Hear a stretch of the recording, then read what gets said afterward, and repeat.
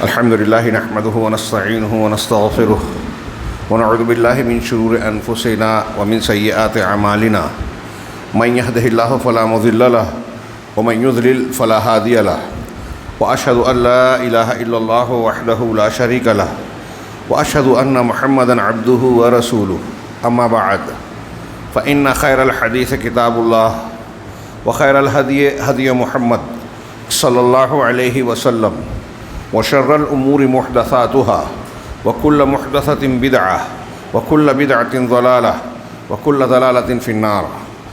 أعوذ بالله من الشيطان الرجيم. بسم الله الرحمن الرحيم. وأوحينا إلى موسى أن أسر بعبادي إنكم متبعون فأرسل فرعون في المدائن حاشرين إن هؤلاء لشرذمة قليلون وإنهم لنا لغائظون وإنا لجميع حاذرون فأخرجناهم من جنات وعيون وكنوز ومقام كريم كذلك وأورثناها بني إسرائيل فأتبعوهم مشرقين فلما تراءى الجمعان قال أصحاب موسى إنا لمدركون قال كلا إن معي ربي سيهدين فأوحينا إلى موسى أن اضرب بعصاك البحر. محترم حاضرین، پچھلے ہفتہ مسجد ایوب میں نے اس موضوع پر خطاب کیا، کچھ باتیں پیش کی قرآن اور حدیث کے نصوص کے حوالے سے کہ اللہ رب العالمین کی یہ بہت بڑی نعمت اور اس کی ربوبیت کا حصہ، اس کی کرم فرمائی ہے کہ اس نے انسانوں کی ہدایت کے لیے انبیاء اور رسولوں کا اہتمام فرمایا. ایسی شخصیات جو دنیائے انسانیت کے لیے ہدایت اور رہنمائی کا کام انجام دیں، اور اس طبقے کو اللہ رب العالمین نے ہر اعتبار سے منتخب فرمایا، اعلیٰ ترین مقام عطا فرمایا. قرآن و حدیث میں انبیاء اور رسولوں کے تعلق سے جو باتیں بیان کی گئی ہیں، اس بنیاد پر ان پر ہمیں اور آپ کو ایمان لانا ضروری ہے، جو ہمارے ایمان کے ارکان میں سے ایک رکن ہے. اور اس کی تفصیلات میں ہم بہت سی چیزیں مانتے ہیں جو قرآن و حدیث میں بیان کی گئی ہے کہ ہر نبی اپنی شخصیت میں قوم کا رہنما، مکمل انسان، دنیا کا سب سے بہترین گروہ نبیوں کا گروہ، ان میں درجات ضرور ہیں لیکن غیر نبی کے مقابلے میں کوئی بھی نبی سب سے اونچا مقام رکھتا ہے. انہوں نے دیانت داری کے ساتھ، امانت داری کے ساتھ اپنے حق کو، ذمہ داری، رسالت کے کام کو انہوں نے بخوبی انجام دیا. اور اس طریقے سے اللہ رب العالمین نے مختلف انبیاء اور پیغمبروں کو نشانیاں دیں، معجزات دیے. ان سے متعلق جو تفصیلات ہم کو قرآن و حدیث سے ملتی ہیں، ہم ان ساری چیزوں پر ایمان رکھتے ہیں. اللہ تبارک و تعالیٰ نے قرآن میں ان کے تذکرے کے ساتھ ساتھ کہا کہ اللہ تعالیٰ نے ان کو ہدایت دی. اولئک ھداھم اللہ فبھداہ مقتدہ، لہٰذا انہی کی ہدایت کی پیروی کیجیے. میں نے قدر تفصیل سے یہ بیان کیا کہ اللہ کے نبی صلی اللہ علیہ وسلم کے خطاب کے ساتھ امت یعنی ہم اور آپ بھی اس کے مخاطب ہیں. اور پھر ہم یہ دیکھتے ہیں کہ قرآن میں اللہ رب العالمین نے متعدد انبیاء کرام علیہم الصلاۃ والسلام کے واقعات کو، ان کی سرگزشت کو ہمارے سامنے بیان کیا. کیوں بیان کیا؟ قصے کہانی کے لیے نہیں، بلکہ اس لیے کہ ان واقعات میں ہم اپنی زندگی کو آئینے کی طرح دیکھ کر اس کو درست کریں اور عبرت و نصیحت کو حاصل کریں. دنیا میں انسانوں کے جو بھی کردار ہیں، آج بھی ہم جن کرداروں کو دیکھتے ہیں، اچھے، برے، نیک، درمیانی، آپ انبیاء کرام علیہم الصلاۃ والسلام کے واقعات میں ان کی نقل یا ان کا عکس دیکھ سکتے ہیں، اور اس کی روشنی میں یہاں ہدایت حاصل کر سکتے ہیں کہ اگر پیچھے کسی کافر، سرکش مخالفین انبیاء کا یہ انجام ہوا تو آج اس سے مختلف نہیں ہوگا. پچھلی قوموں میں اگر نبی کو ماننے والے، توحید پر چلنے والوں کا جو انجام ہوا، اللہ رب العالمین نے ان کی مظلومیت اور مادی طور سے کمزوری کے باوجود ان کی انجام کار، ان کی مدد فرمائی. آج بھی یہی ہونا ہے. اچھے لوگوں کا اچھا انجام ہو کر رہے گا، یہ ہمیں اس میں نظر آتا ہے. اور یہی وجہ ہے، میں نے عرض کیا کہ انبیاء کرام علیہم الصلوۃ والسلام کے قصوں اور واقعات کو قرآن نے جو بیان کیا گیا، حدیثوں میں بیان کیا گیا، وہ ہمارے لیے عبرت کا سامان ہے. لیکن افسوس پچھلی قوموں کی طرح اس قوم نے یعنی امت محمدیہ نے بھی اتنے واضح سبق کو فراموش کر دیا. جب یہ بات واضح ہے، ہم اور آپ سب مانتے ہیں، یا یوں کہیے کہ تقریباً ہر مسلک کا انسان مانتا ہے. صوفیہ وغیرہ جو ہیں بعض انبیاء کے مقابلے میں اپنے پیروں کو، مشائخ کو، سلسلے کے بانی کو زیادہ اونچا مانتے ہیں، خواب، حکایات، جھوٹی اور غلط دلیلوں کی بنیاد پر، جو کفر ہے. نبی سے بہتر اگر کسی نے کسی کو مانا تو اس میں کوئی اختلاف نہیں ہے کہ یہ کفر ہے. تو اب تمام لوگ جب یہ مانتے ہیں کہ انبیاء کرام سب سے بہتر، سب سے اونچے ہیں، اور ان کا کردار، ان کے شخصیت اور ان کی تعلیمات کا بنیادی حصہ قرآن و حدیث میں موجود ہے، تو بتائیے کہ ہم اسے چھوڑ کر دوسری چیز کی طرف اگر جاتے ہیں تو اسے کیا کہا جائے گا؟ ایک طرف بہتر اور یقینی چیز کہ یہاں کوئی خامی غلطی کا معاملہ ہی نہیں ہے. اللہ تبارک و تعالیٰ نے سرٹیفکیٹ اور پروانہ دیا کہ یہ انبیاء کرام تمہارے لیے اسوہ ہیں، نمونہ ہیں. ابراہیم اور ان کے ساتھیوں میں جب انہوں نے اپنی قوم سے یہ کہا کہ ہم تمہارے شرک اور جن کی تم عبادت کرتے ہو، شرکا، ان تمام لوگوں سے ہم بری ہیں، تو تمہارے لیے ان انبیاء میں نمونہ ہے، یہ اللہ کہہ رہا ہے. اور ہم نے یہ بنا لیا، کسی نے کسی کو امام بنا لیا، کسی نے کسی کو جو ہے اپنا پیشوا مشائخ کے طور پر بنایا، سلسلے باندھ دیے، ہر ایک نے اپنی اپنی نسبت اختیار کر لیا. اب ان کو اس بات سے کوئی سروکار نہیں ہے کہ انبیاء کی تعلیمات کیا ہے، ان کا کردار کیا ہے. پڑھتے بھی نہیں. بھلے صوفیوں نے تو یہاں تک جرأت و جسارت کر ڈالی، اللہ کا ڈر ہی نہیں ہے جیسے ان کو، کہ قرآن میں تو گمراہی ہے. آج ہمارے یہاں بھی کچھ لوگ کہتے ہیں کہ قرآن مت پڑھو، گمراہ ہو جاؤ گے. انا للہ و انا الیہ راجعون. قرآن خود کہتا ہے کہ یہ لوگوں کے لیے ہدایت ہے، آپ کہہ رہے ہیں گمراہی ہے. گمراہی آپ کہہ رہے ہیں. اللہ کہہ رہا ہے کہ ہم نے اس قرآن کو آسان کیا سمجھنے کے لیے، نصیحت کے لیے.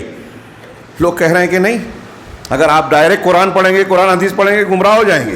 لہذا آپ کو کسی کی تقلید کرنی ہے، کسی کے سلسلے پر بیعت ہو جانا ہے، اور آنکھ بند کر کے قرآن و حدیث کے خلاف ہی کیوں نہ بولے اس کے پیچھے چلنا ہے. کتنی صاف صاف بات یہ جو میں کہہ رہا ہوں اصولی بات ہے. ہاں، اللہ تبارک و تعالیٰ نے کہا کہ انبیاء کرام تمہارے لیے نمونہ. پچھلے انبیاء کی شریعتیں منسوخ ہو گئی، اب تمہارے لیے اور ساری انسانیت کے لیے مکمل نمونہ، بہترین نمونہ رسول اللہ صلی اللہ علیہ وسلم. لقد کان لکم فی رسول اللہ اسوۃ حسنہ. اس بہترین نمونے جو اللہ نے ہم کو دیا، اور جس کی سیرت طیبہ ہر اعتبار سے پختہ ہے، بے داغ ہے، کہیں کوئی کمزوری، کوئی جھول نہیں ہے، اس کو چھوڑ کر لوگوں نے امتیوں کو پیشوا بنا لیا. میں یہ نہیں کہتا کہ لوگوں نے جن کو امام بنایا ہے، شیخ بنایا ہے، میں ان کی برائی کر رہا ہوں، نہیں.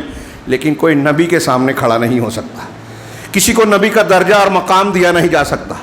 اللہ تعالیٰ نے جو حیثیت جناب محمد رسول اللہ صلی اللہ علیہ وسلم کو اور انبیاء کو عطا کی ہے، وہ کائنات کا کوئی انسان، کوئی مخلوق کتنا بھی اعلیٰ مقام حاصل کر لے نہیں پہنچ سکتا اس درجے کو. وہ ہمارے یہاں حکایتیں بیان کرتے ہیں. میں اکثر کہا کرتا ہوں، ہندوستان میں دعوت و تبلیغ کے نام پہ کئی طبقات ایسے ہیں جو صرف بزرگوں کے واقعات، کرامات، حکایات، منامات یعنی خواب، یہی بیان کرتے ہیں. ان کی دعوت و تبلیغ کا حاصل اور مغز یہی ہے. فلاں بزرگ ایسے تھے، فلاں ویسے تھے، وہ یہ کرامت پیش کرتے تھے، انہوں نے سجدے میں کئی سال گزار دیے، وہ کرامت کھیلتے تھے، وہ یہ کرتے تھے، وہ کرتے تھے. کیا مطلب ہے؟ یہ میں جو باتیں بار بار کہتا ہوں، یہ جو ذکر کر رہا ہوں، یہ کوئی چھوٹی موٹی معمولی بات نہیں ہے. انبیاء کرام علیہم الصلوۃ والسلام کی دعوت کا مرکز اللہ کی توحید ہوتی تھی.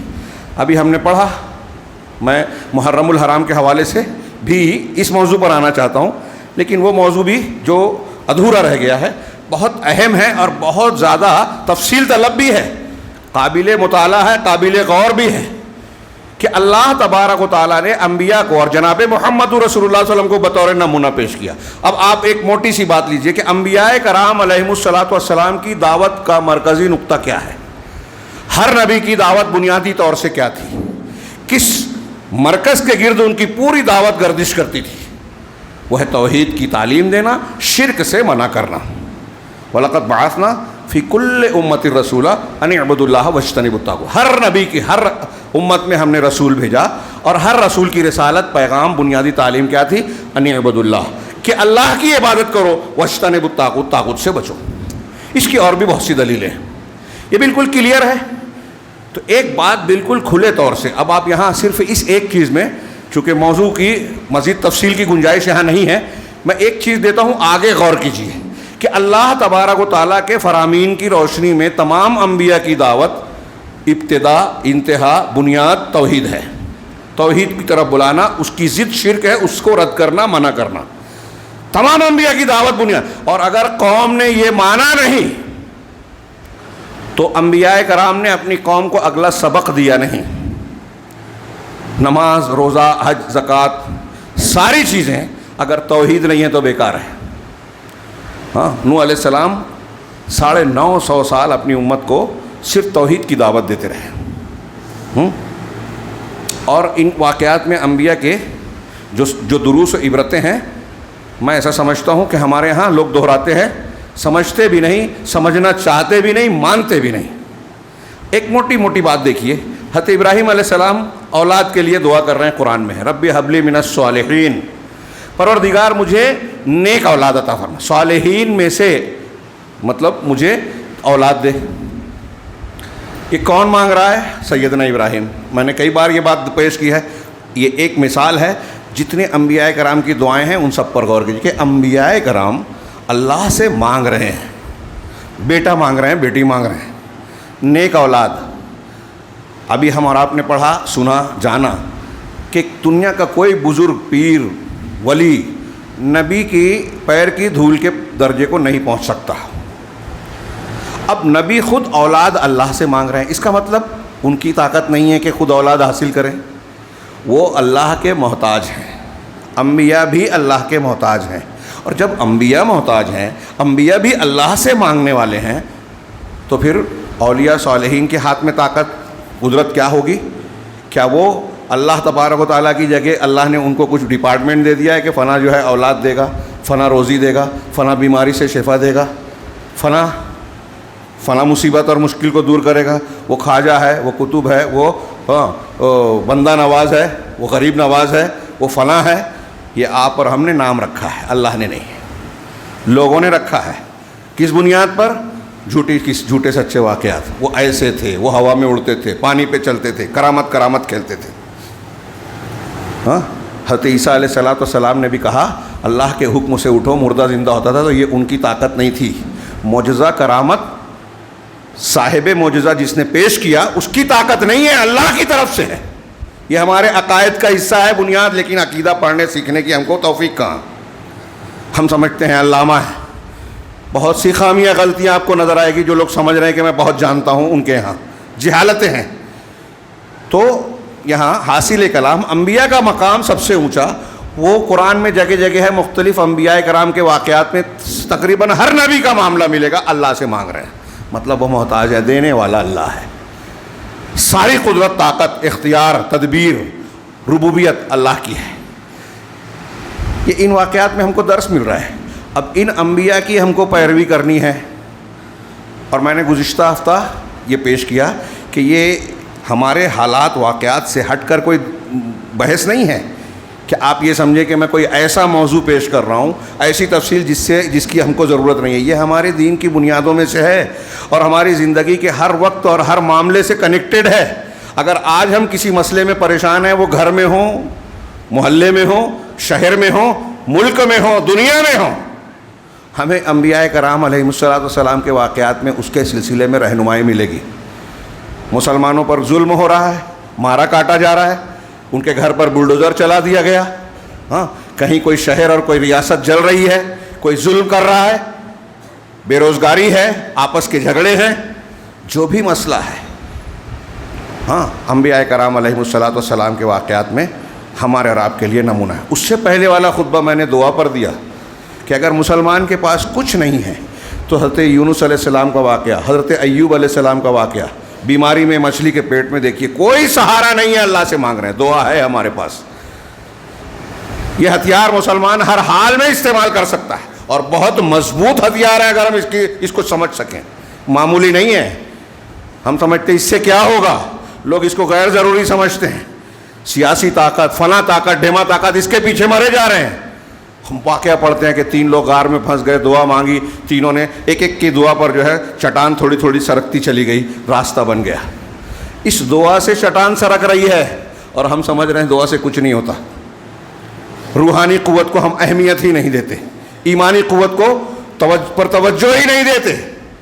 اگر ان چیزوں پر توجہ دے تو مسلمان, آج میں بار بار یہ جملے دہرا رہا ہوں دروس میں, خطبات میں, کہ آج عام مسلمان ہی نہیں, خاص مسلمان ہمارے لیڈران اور پیشوا بھی ڈرے سہمے ہوئے ہیں.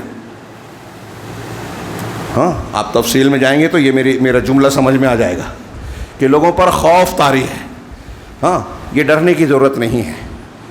ہاں, ڈرنے والی ذات جس سے ڈرنا چاہیے اللہ ہے. اور کس بنیاد پر؟ گناہ سے. اگر آپ کو ہم کو ڈرنا ہے تو اپنے گناہوں کی وجہ سے اللہ کا خوف ہونا چاہیے اور کچھ نہیں.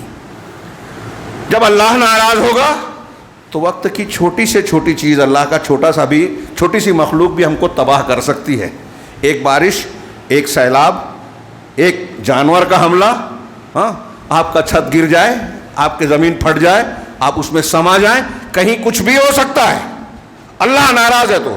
اور اگر اللہ بچانے پہ آ جائے, بچانا چاہے, اس کی فیصلہ ہو کہ آپ کو نقصان نہیں پہنچانا ہے, تو کوئی میزائل والا ہو, نیوکلیئر ہتھیار کا حامل جو ہے ملک ہو, آپ کا ہمارا کچھ نہیں بگاڑ سکتا. وقت کا کوئی فرعون اور نمرود.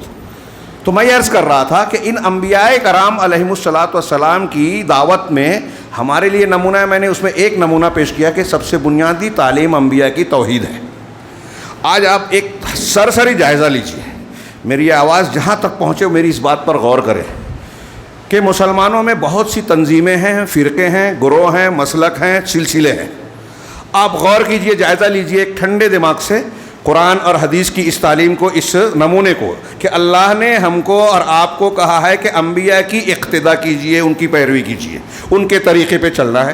نبی صلی اللہ علیہ وسلم کو کہا اور ان کے واسطے سے ہم کو کہا. یہ واضح ہے کہ انبیاء کے طریقے پہ چلنا ہے. انبیاء کی تعلیم کی بنیاد توحید ہے, شرک کا رد ہے. اب آج ہم مسلمانوں کو دیکھیں, یہود نصارہ ان لوگوں کو چھوڑیے, مسلمانوں کو دیکھیے جو قرآن مانتے ہیں, جناب محمد رسول اللہ صلی اللہ علیہ وسلم پر ایمان لانے, محبت رکھنے کا دعویٰ کرتے ہیں, اور بہت سی دینی تنظیمیں, بڑے بڑے پروگرام, مظاہرات ہوتے ہیں.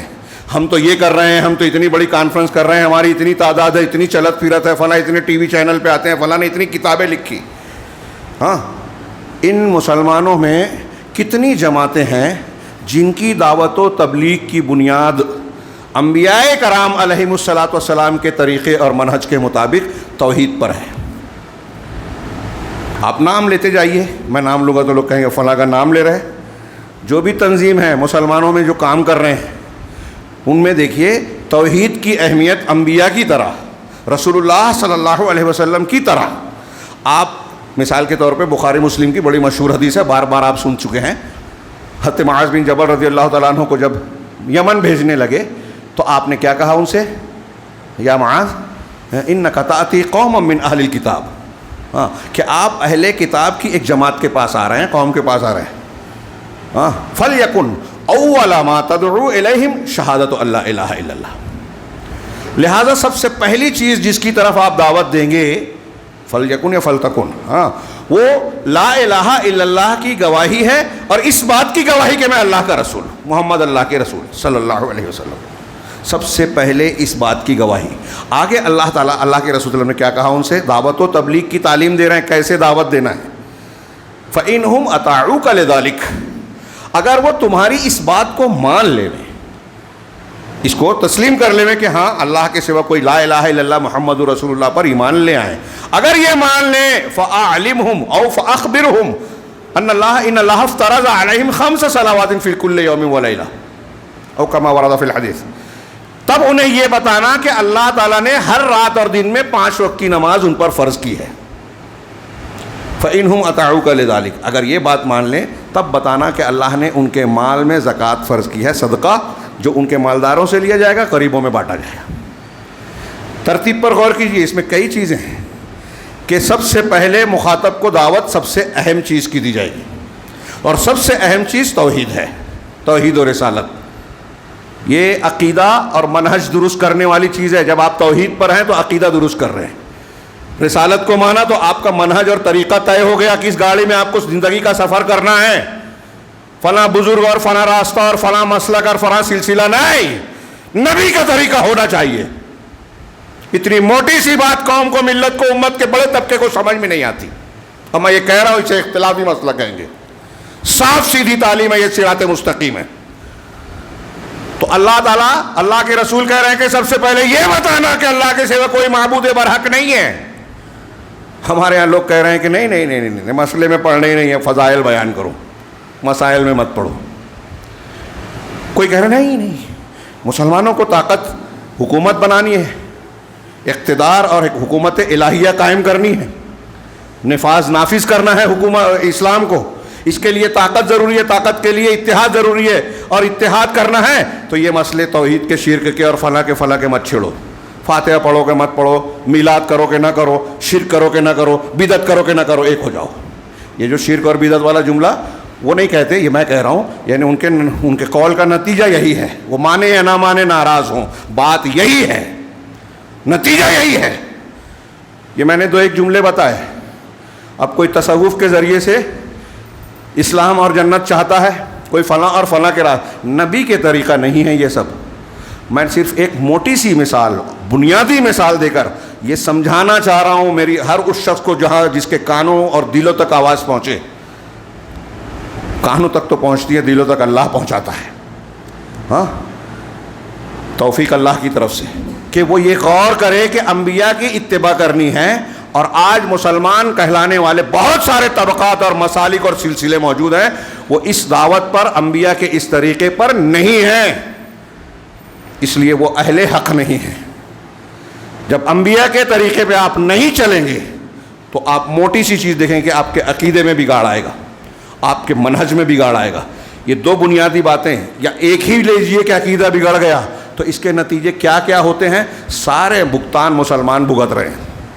اللہ کا عذاب، ہاں، کہیں انسانوں کی شکل میں، ظالم حکمراں کی شکل میں، ہاں، معاشی پریشانیوں کی شکل میں، آپسی جھگڑوں کی شکل میں مسلمانوں کو گھیرے ہوئے ہیں۔ کہیں سیلاب ہے، کہیں طوفان ہے، کہیں خشک سالی ہے، کہیں بے روزگاری ہے، عذاب کی مختلف شکلیں ہیں۔ لیکن یہ ہمارا ایمان ہے کہ یہ ہمارے کرتوتوں کے نتائج ہیں۔ اگر مسلمانوں کے گھر پر بلڈوزر چل رہے ہیں تو یہ مت سوچیے اللہ کی مدد نہیں آ رہی ہے، یہ سوچیے کیوں نہیں آ رہی ہے۔ ہاں، لوگوں نے اس طرح کے سوالات اٹھائے، تو میں عرض کر رہا تھا کہ انبیاء کا طریقہ ہم نے اختیار ہی نہیں کیا جس کا اللہ نے حکم دیا، اور آج بڑے بڑے مسلک، بڑے بڑے کام اور ڈنڈورے پیٹے جا رہے ہیں، دکانیں چلائی جا رہی ہیں، اخبارات میں رپورٹیں آتی ہیں فلاں نے یہ کیا، کیس لڑا، فلاں کام کیا، ڈھما کام کیا۔ ہاں، لیکن یہ بولنے کی توفیق، کل پہلی مرتبہ میں نے ہمارے یہاں کے MLA کا بیان دیکھا، بہت خوش ہوئی طبیعت کہ انہوں نے کہا وندے ماترم ہمارے دین کی، اسلام کی، ابو عاصم صاحب اور انہوں نے، میں نام اس لیے لے رہا ہوں کہ یہ اس کی حوصلہ افزائی ہونی چاہیے۔ بہت پہلے ہم کو یہ کرنا تھا کہ عقائد کے سلسلے میں جو ہماری تعلیمات توحید سے متصادم چیزیں اس کو واضح کر دے۔ ہاں، سنگ پریوار اور مسلمانوں کے دشمن ایسی چیزوں کی اسٹڈی آج مسلمانوں سے زیادہ رکھتے ہیں اور سوال اٹھا رہے ہیں کہ مسلمان یہ کیوں نہیں پڑھتا، یہ کیوں نہیں کرتا، جانتا ہے وہ کہ اسلامی تعلیم کے یہ خلاف ہے۔ ہاں، وندے ماترم اور جے بھومی پوجا والی جو کلمات ہیں، وہ پارلیمنٹ میں جو ہوا تھا کہ وہ فلاں کلمہ کیا جے، ہاں نہیں ایک دوسرا لفظ تھا مٹی کے لیے، ملک کے لیے، وہ جملہ نہیں کہہ سکتے، کچھ مسلمانوں نے کہہ دیا۔ ہاں، وہ ملک کو کہا کہ اس کو ہم پوجا کرتے ہیں۔ تو اس کی یہ ہماری ڈیوٹی اور ذمہ داری تھی، جماعتوں کی، دینی شخصیات کی، مسلم نمائندوں کی۔ جب ہم خود ہی نہیں جانیں گے تو ہم لوگوں کو کیا بتائیں گے، اپنے بچوں کی تربیت کیا کریں گے؟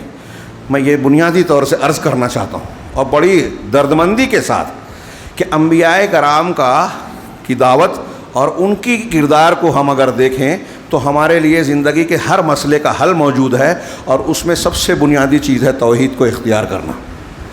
اس ایک چیز کو اختیار نہ کرنا یا اپنے منہج کو درست نہ رکھنا، اس کے جو نتائج ہوتے ہیں نا، اس میں اگر آپ عنوان صرف طے کریں، اگر بولیں تو ایک ایک چیز پر ایک ایک ہفتہ ہو سکتا ہے کہ عقیدے کے بگاڑ سے اختلاف پیدا ہوتا ہے، عقیدے کے بگاڑ سے، منہج کے بگاڑ سے بدعتیں اور خرافات مسلمانوں کے اندر آتی ہیں، عقیدے اور اس کے بگاڑ سے جو ہے مسلمانوں میں عصبیت اور تعصب پیدا ہوتا ہے۔ آج ہمارے یہاں دیکھیے عصبیت اور تعصب، پھر گروہی عصبیت، علاقائی عصبیت، مختلف عصبیتیں ہیں برادری کی اور فلاں کی، یہ ہم آج پیش کرتے ہیں۔ ہاں، ہندوستان کے بہت سارے دلت اور غیر مسلم اس لیے مسلمان ہوئے کہ مسلمانوں میں اونچ نیچ نہیں ہے۔ ہاں، میرے پاس ابھی کچھ پچھلے ہفتے فون آیا کہ بنگال میں کچھ علاقے میں ایسے ہے کہ نہ مسلم ہے یا مسلمان ہے، ان کے ساتھ مسلمان بھید بھاؤ اختیار کرتے ہیں، وہ اپنی برادری میں ان کو قبول نہیں کرتے، شادیاں نہیں ہوتی ہیں کہ تم نیچ ہو، پست ہو۔ اسلام میں یہ کہاں ہے؟ ہاں، اللہ کے نبی صلی اللہ علیہ وسلم نے حضرت زینب بنت جہش کی شادی پہلے اللہ کے حکم سے حضرت زید سے کروائی جو آزاد کردہ غلام تھے، پھر ان سے طلاق ہونے کے بعد خود آپ نے نکاح کیا اللہ کے حکم سے۔ دو بڑی کہ منہ بولے بیٹے کا کوئی اعتبار نہیں ہے، آپ کے منہ بولے بیٹے تھے، تو آپ کی ان کی متعلقہ سے آپ کی شادی کر کے یہ بھی رد کروایا، اونچ نیچ کا بھی رد کروایا۔ اور یہ ایک ہی مثال نہیں ہے، ہمارے یہاں فقہ حنفی میں بھی ہے، حنفی مسلک کی کتابوں میں، کہ قریشی اور فلاں جو ہے ایک دوسرے کے کفو نہیں ہیں، یہ انصاری جلاح حائق کہتے ہیں اس کو عربی میں، اس کی شادی قریشی سے نہیں ہو سکتی، فقہ حنفی میں ہے، حنفی مسلک کی کتابوں میں ہے۔ انہوں نے حوالہ دیا کہ مسلم پرسنل لا والے بھی یہ کہتے ہیں، وہ کہتے ہیں، یہ کہتے ہیں اسلام کی یہ تعلیم نہیں ہے، اونچ نیچ اسلام میں نہیں ہے، ہرگز نہیں۔ ہاں، لیکن افسوس ہمارے یہاں عوام ہی نہیں، خواص بھی بعض علاقوں کے یعنی علماء اور اس درجے کے لوگ بھی اس کو مانتے ہیں۔ مسلمانوں میں اونچ نیچ صرف تقوی کی بنیاد پر ہے۔ ایسی 20 مثال ملے گی صحابہ میں۔ حضرت عبدالرحمن بن عوف قریشی ہے نا، اپنی سگی بہن کی شادی حضرت بلال سے کروائی، جو غلام تھے، حبشی تھے، سیاہ فام تھے۔ بہت سی مثالیں ملے گی۔ ہمارے یہاں لوگ بہت دینداری جھاڑتے ہیں ہندوستان میں، اور یہ دیکھیے کئی علاقے میں ایک پلیٹ میں 2 لوگ کھانا نہیں کھاتے، ہندوؤں کا اثر ہے، ہندوانہ تہذیب کا، جھوٹا نہیں پیتے کھاتے۔ ایسی کئی چیزیں ملے گی آپ کو۔ آپ سعودی عرب میں جائیے، وہاں کا ایک کروڑ پتی ارب پتی انسان، ایک عام آدمی اگر کھا کے اٹھائے، اس کی جھوٹی پلیٹ میں کھانا کھانے میں مسلمان ہے تو کوئی آر محسوس نہیں کرے گا۔ آدھا گلاس پیا ہوا پانی وہ پی لے گا بلا کسی جھجک اور تردد کے۔ وہاں اسلام عمل میں نظر آئے گا آپ کو، جن کو ہم اسلام سے دور کہتے ہیں۔ ایک سے زیادہ شادی کا وہ مذاق نہیں اڑاتے، ہنسی نہیں اڑاتے، سنت ہے، اجازت ہے، بہت سے مسائل کا حل عمل کرتے ہیں۔ ہاں، ہمارے یہاں دوسروں کا اثر ہے ہم پر، بات تھوڑی پھیل گئی، لیکن اس تناظر میں ہے کہ انبیاء کی دعوت سے جب آپ ہٹیں گے، انبیاء کو آپ اپنا مرکز ہدایت اور اپنا نمونہ نہیں مانیں گے، تو ساری برائیاں آہستہ آہستہ ہمارے عقیدے اور عمل میں آتی جائے گی۔ اور نتیجہ کیا نکلے گا کہ ایک طرف ہم دکھاوا میں، ہم آج دیکھ رہے ہیں کہ اسلام اور مسلمان ہونے کا دعویٰ تو بہت ہے کہ ہم مسلمان ہیں، اسلام ہے، لیکن حقیقی اسلام مسلمانوں کے بیچ میں اجنبی ہے۔ بدأ الاسلام غریبا وسیعود کما بدا، کہ اسلام اجنبیت کی حالت میں، کئی تفسیر میں سے ایک یہ زیادہ مشہور یہی ہے، اجنبیت کی حالت میں شروع ہوا، اور اللہ کے رسول نے فرمایا کہ عنقریب ایسے ہی لوٹ آئے گا کہ آپ صحیح اسلام پر عمل کریں گے، لوگ کہیں گے ارے یہ کیا نئی چیز لایا ہے، جبکہ وہی پرانی ہے، وہی پرانی چیز ہے، لیکن اس کو لوگ اجنبی محسوس کریں گے، نیا محسوس کریں گے۔ یہ جہالت کا نتیجہ ہے، اصل اسلام کے لوگوں میں کمیاب ہو جانے کا نتیجہ ہے۔ اس کی تعلیمات چھوڑ کر لوگوں نے رسم و رواج کو، اکثریت کو، لوگوں کے دیکھا دیکھی والے اسلام کو اسلام سمجھ رکھا ہے۔ آج ہمارے یہاں یہی سب سے بڑی، آج بہت لوگ کہتے ہیں وسائل اعلام، ذرائع ابلاغ بہت عام ہیں، ہر آدمی کی جیب میں اور ہاتھ میں موبائل ہے۔ دنیا کی لائبریریاں ہمارے یہاں بٹن پہ ہے، لیکن لائبریری اور کتاب کون پڑھتا ہے؟ ہمارے یہاں لوگ موسیقی گانے سنتے ہیں، فضول کی بحث اور مباحثہ کرتے ہیں۔ ایسے مسائل میں ہمارے نوجوان، ہماری نسل زیادہ سر کھپاتی ہے جس سے اس کا تعلق ہی نہیں ہے۔ حکومت کیسی ہونی چاہیے، سعودی عرب میں یہ حکومت بدل جانی چاہیے، ان کو یہ نہیں کرنا تھا، تفصیل کچھ معلوم نہیں ہے، خود جاہل ہے، حکمتیں معلوم نہیں ہیں، معاملات معلوم نہیں ہیں، اور اپنا دماغ وہاں لڑا رہے ہیں۔ آپ کے کہنے سے کیا تبدیلی اور اصلاح ہو جائے گی؟ لیکن اسی میں دماغ کھپائیں گے. ہاں کچھ مسائل ایسے ہیں پوری دنیا کا ایک چاند ہونا چاہیے. آپ اگر کوئی مان بھی لے تو آپ نافذ کر سکتے ہیں. ہاں اور کیا یہ عمل میں ممکن ہے؟ یہ آپ کا کام ہے. لیکن اس میں سر کھپاتے ہیں. بحث جواب الجواب سلسلہ بندھا ہوا ہے آدھی آدھی رات تک اور فجر چھوڑ دیں گے ایسے مسئلے سے جس کا تعلق. تو ہمارے یہاں لوگ وقت ضائع کر رہے ہیں, غیر ضروری مسائل میں سر کھپا رہے ہیں. جو کرنے والا کام ہے وہ نہیں کرتے. ہاں ان ذرائع ابلاغ کے فوائد کا کوئی استعمال نہیں کرتا, علم حاصل نہیں کرتے, علماء کی مجلسوں پر کوئی اہمیت نہیں دیتے. بلکہ اب تو علماء جو چیزیں مفید ہیں ان کو مضر بنا دیا گیا. اب یہ ایک ٹاپک ہے, پوری دنیا میں کتابیں لکھی جا رہی ہے کہ نوجوانوں کو چاہیے علماء کی مجلس, علماء کا ساتھ اختیار کریں. اس کی اہمیت ہی نہیں سمجھتی ان کو. علماء کی مجلس انبیاء کی مجلس ہے, کیونکہ علماء انبیاء کے وارث ہیں. یہ ان علماء کی جو قرآن و حدیث کو جاننے والے ہیں, ہاں بدعت و خرافات کی تبلیغ کرنے والے نہیں. ان علماء کی بات کی جا رہی ہے. لیکن آپ دیکھیں گے کہ لوگ علم سے, علماء سے آج بیزار ہیں, دور ہیں, اس کو غیر اہم سمجھتے ہیں. ان کے لیے دنیا کے بہت سے بیکار امور بڑی اہمیت کے حامل ہیں. گھنٹوں موبائل پر رہیں گے, غیر ضروری بلکہ نقصان دہ گناہ والے پروگرام دیکھیں گے. لیکن قرآن و حدیث کے دروس سننے کے لیے, جمعہ کے خطبوں کو 5 منٹ زیادہ سننے کے لیے بڑا بھاری پڑے گا, بڑا بوجھل محسوس ہوگا. خیر, میں یہ عرض کر رہا تھا انبیاء کرام علیہم الصلاۃ والسلام ہمارے لیے نمونہ ہیں, اور پھر جناب محمد رسول اللہ صلی اللہ علیہ وسلم کو کلی طور سے ہمارے لیے نمونہ بنایا گیا. لقد کان لکم فی رسول اللہ اسوۃ حسنہ. اللہ تبارک و تعالیٰ نے اس مقصد کے تحت بہت سارے انبیاء کرام کو نمونے کے طور پر قرآن میں پیش کیا. اور ابھی ہم عید الاضحیٰ, ذی الحجہ, حج اور قربانی کے دینی اعمال سے گزرے ہیں. اس کے حوالے سے سیدنا ابراہیم علیہ الصلاۃ والسلام اور آل ابراہیم کی سیرت اور ان کی زندگیاں ہمارے سامنے تازہ کی گئی کہ کس طرح انہوں نے توحید اور توحید کے تقاضوں کی تکمیل کی. اور ہمارے اور آپ کے لیے نمونہ ہے ان کی زندگیوں میں, عبرت و نصیحت کے سامان ہے, حوصلہ اور تسلی دینے کے عناصر ہیں کہ وقت کا بادشاہ, وقت کی قوم بھی اگر ایک شخصیت کے, ایک اکیلے انسان کے خلاف ہو جائیں, لیکن اگر وہ اللہ والا ہے, توحید والا ہے, تو اللہ رب العالمین نے اس کو بچانے کا ذمہ لیا ہے. اس نے اگر زبان سے یہ کہا ہے حسبنا اللہ و نعم الوکیل, اللہ ہمارے لیے کافی اور وہ بہترین کارساز ہے, اگر اس نے زبان سے کہا ہے تو یہ ہوائی بات نہیں ہے. اللہ رب العالمین اپنے نیک بندوں کو ضائع نہیں کرتا, رسوا نہیں ہونے دیتا. کس طریقے سے معجزانہ طور پر بچایا آپ کو اور ہم کو. اس نبی کے حوالے سے, حضرت ابراہیم کے حوالے سے یہ واقعہ تازہ کرایا گیا گزشتہ ماہ. اور اس کے فوراً بعد جو دوسرا مہینہ آ رہا ہے محرم الحرام, جس میں ہم ابھی داخل ہوئے, یہ اسلامی تقویم یعنی کیلنڈر کا پہلا مہینہ ہے. اب یہاں بہت ساری بحثیں ہیں اور میں ایسے وقت موضوع پر آ رہا ہوں جب وقت ختم ہو چکا. تھوڑی سی بات, تمہیدی بات کہہ کے آج کا خطبہ ختم کریں گے. انشاءاللہ آئندہ ہفتہ اس موضوع پر جو ہے گفتگو کریں گے کہ اللہ تبارک و تعالیٰ نے محرم الحرام, اس کے بعد جو مہینہ ہے, اس کی کیا حیثیت ہے ہم کو اور آپ کو واضح کی.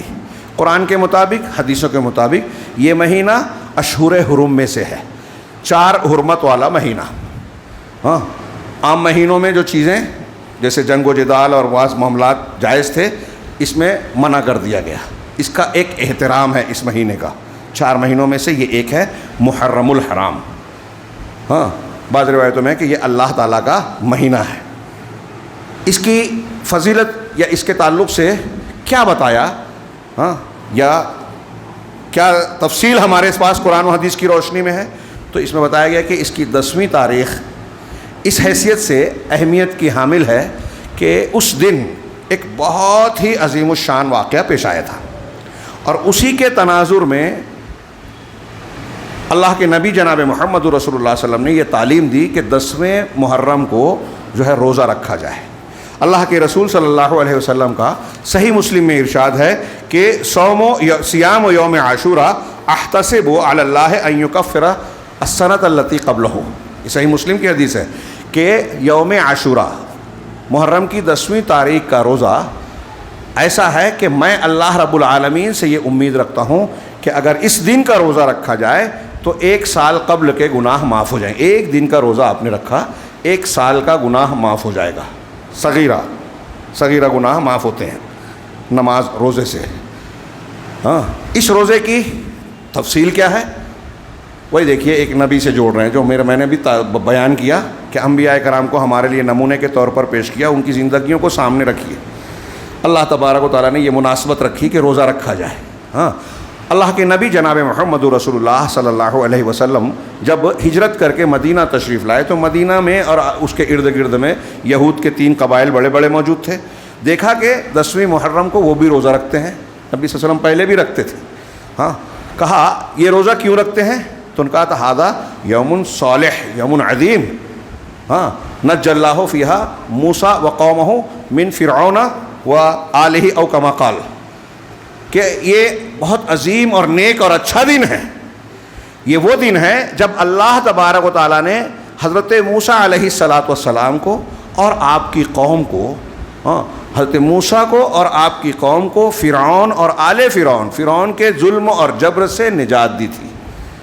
معجزانہ طریقے سے حضرت موسیٰ علیہ السلام اور بنی اسرائیل کو دریا سے باہر لگایا اور پھر اسی دریا میں فرعون اور آل فرعون کو غرق کر دیا, ڈبو دیا. تب اللہ تبارک حضرت موسیٰ علیہ السلام نے اللہ کے شکر کے طور پر اس دن کا روزہ رکھا. اللہ کے شکر کے طور پر اس دن کا روزہ رکھا اور ہم بھی ان کی مطابعت میں اللہ تبارک ہم بھی روزہ رکھتے ہیں. نبی کریم صلی اللہ علیہ وسلم نے جب یہ سنا تو فرمایا نحنو اولا و احق بموسیٰ منکم, کہ ہم تمہارے مقابلے میں موسیٰ علیہ السلام کے زیادہ حقدار اور ان سے زیادہ قریب ہیں, لہٰذا ہم بھی روزہ رکھیں گے.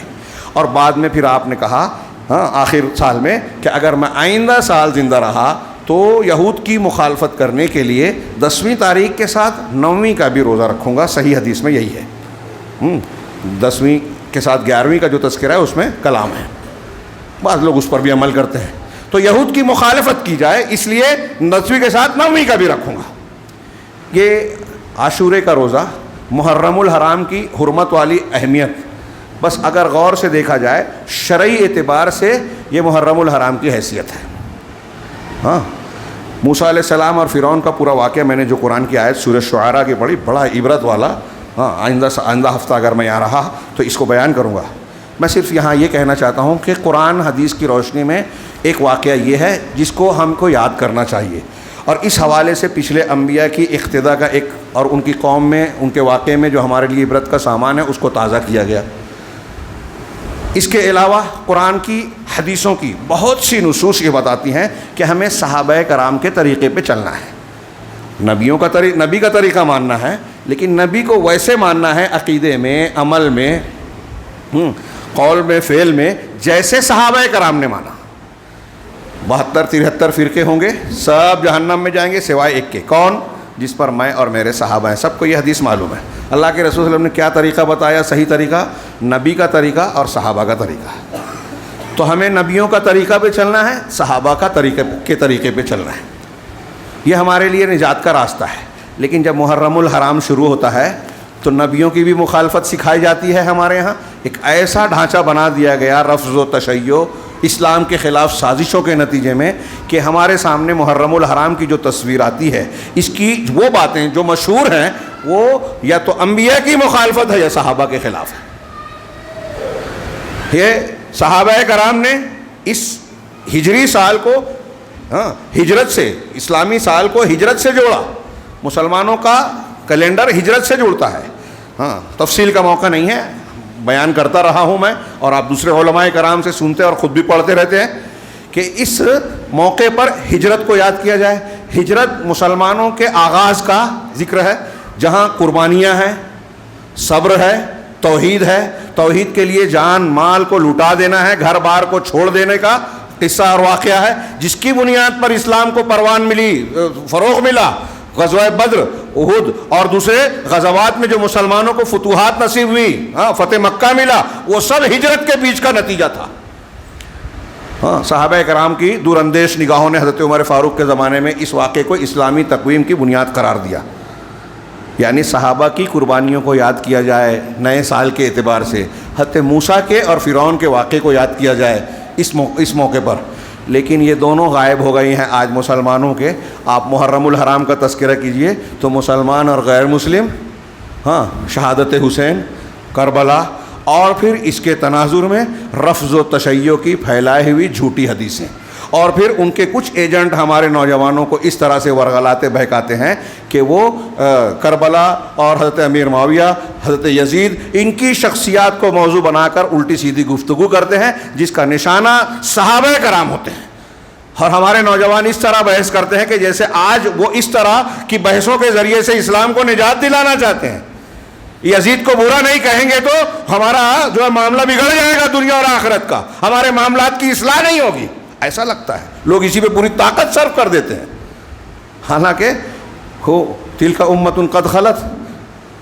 اور صحابہ کرام سے متعلق جو موقف ہے اس وقت موقع نہیں ہے.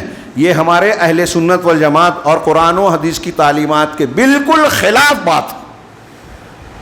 یہ رافضیت، شیعیت، اسلام دشمنی کے عناصر ہیں. ان کے ذریعے سے اصل مقصد سے آپ کو موڑا جاتا ہے. اور اگر آپ نے حضرت امیر معاویہ صحابی رسول ہیں، مسلمانوں کے ماموں ہیں، اللہ کے نبی صلی اللہ علیہ وسلم کی زوجہ مطہرہ ام حبیبہ کے سگے بھائی ہیں، کاتب وحی ہیں، مسلمانوں کے ماموں ہیں. اللہ کے رسول نے ان کو ہادی اور مہدی کہا ہے. کچھ لوگ اس پر کلام کرتے ہیں لیکن روایت مقبول ہے.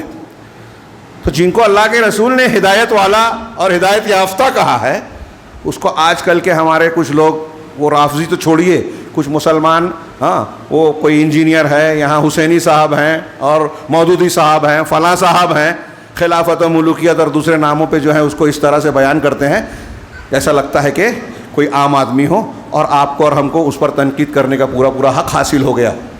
اور پھر عوام میں، پبلک میں، عام لوگوں میں بیان کرتے ہیں جن کو توحید نہیں معلوم، صحابہ کرام سے متعلق اہل سنت والجماعت کے عقیدے کا علم نہیں ہے.